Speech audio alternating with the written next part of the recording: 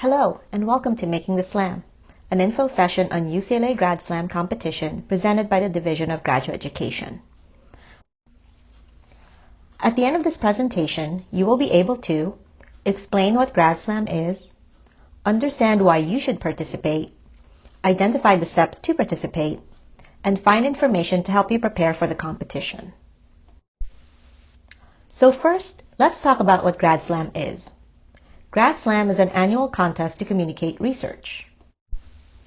It aims to make research accessible by providing emerging scientists and scholars with the skills to engage the public in their work. So the overall purpose here is to broaden the reach of your scholarly work while developing the necessary skills to make that happen. So let's start with the competition structure. First, you must register to compete in order to participate. The competition starts with a qualifying round, which is a video submission round. Contestants will need to upload a recording of their 3-minute talk. Our judges will then score the video submissions or entries, and the top 20 submissions will compete in 2 semifinal rounds in person. The top 10 scores from the semifinal rounds will then compete for the UCLA finals in person. And the UCLA Grad Slam Champion will move on to the UC-wide finals in spring to compete with 9 other UC champs. Here's the competition structure again in full. So you're probably thinking, that's a lot of steps. Why should I compete? Grad Slam is a great opportunity to practice your research communication skills and to learn how to explain complex information simply and accessibly, which in any career or industry that requires you to translate complex information to a broader audience is always a sought-after skill. This skill is particularly valuable when you're writing grant applications, scholarship or fellowship statements or essays to fund your research, writing one-sheets or articles for public audiences, and even something like doing your own podcast or blog about your research. It also gives you an opportunity to collaborate with your fellow Bruins and learn from them not just about their technical and academic expertise, but also about practical strategies for communicating with the public and with different audiences. It is also a really great way to raise your scholarship profile. Get it seen and heard by other faculty across campus, administrators, donors, alumni, and fellow graduate students that can lead to further collaboration or networks to help you in your graduate journey. You also get to promote the valuable work that our graduate students do at UCLA.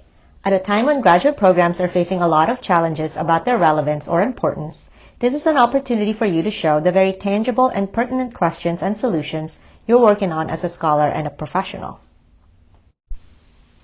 It is also never too early or too late to grow your own presentation and storytelling skills as part of your professional development. These 2 skills are invaluable to any form of communication in academia and beyond. You will get dedicated training through small group sessions and workshops, so you will be supported throughout the competition to make sure you are strengthening your skills. And finally, there's cash prizes.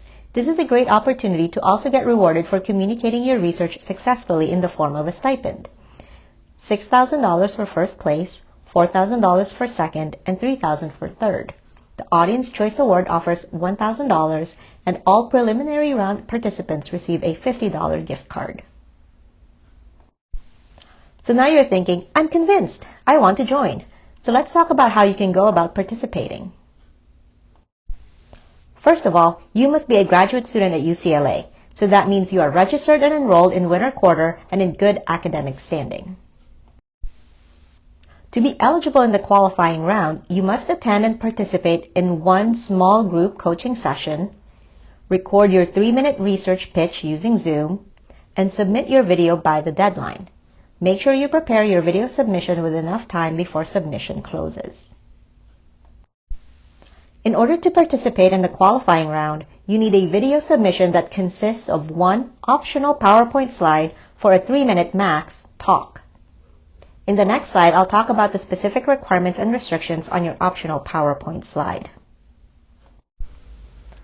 On your optional PowerPoint slide, you can have images and text using the 16:9 aspect ratio slide.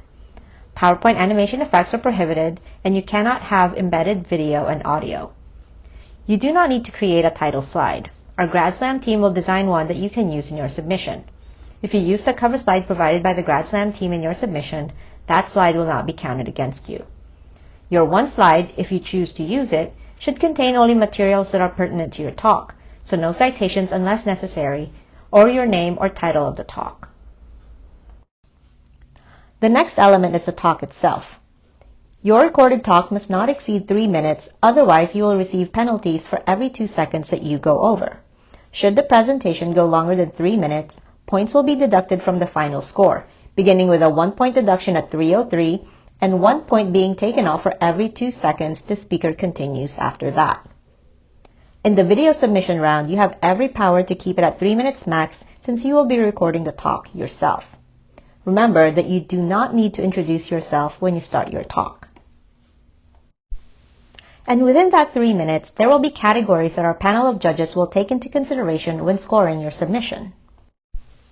First, we want to clarify, competitors will not be judged on video or recording quality. Instead, you will be judged on the presentation and your ability to communicate research to a non-specialist audience. So what does this look like more specifically? Your presentations will be scored on a scale of 1 to 5 in the following categories: clarity, organization, delivery, appropriateness, intellectual significance, and engagement. So let's start with our first 3 here. For clarity, the judges are asked to think about this question when viewing your presentation. Did the speaker provide adequate background knowledge to make the talk and the importance of the project understandable? So here you see that the primary concern here is content and the speaker's ability to communicate the value of the research and the context necessary to understand it. Next, our judges will be looking at the organization of your talk. Did the presentation follow a clear and logical sequence? This is about how well you laid out the different steps to the information in your talk. And then delivery. They will be asked to judge your use of pace, enthusiasm, confidence, body language, eye contact, and vocal range. This is related more to the performance of the talk. Next, they will be asked to judge the appropriateness, and by this they mean, was the topic and its significance communicated in language that is appropriate to an intelligent but non-specialist audience? And here, they're really looking at how well you translate discipline-specific, technical information to a broader audience.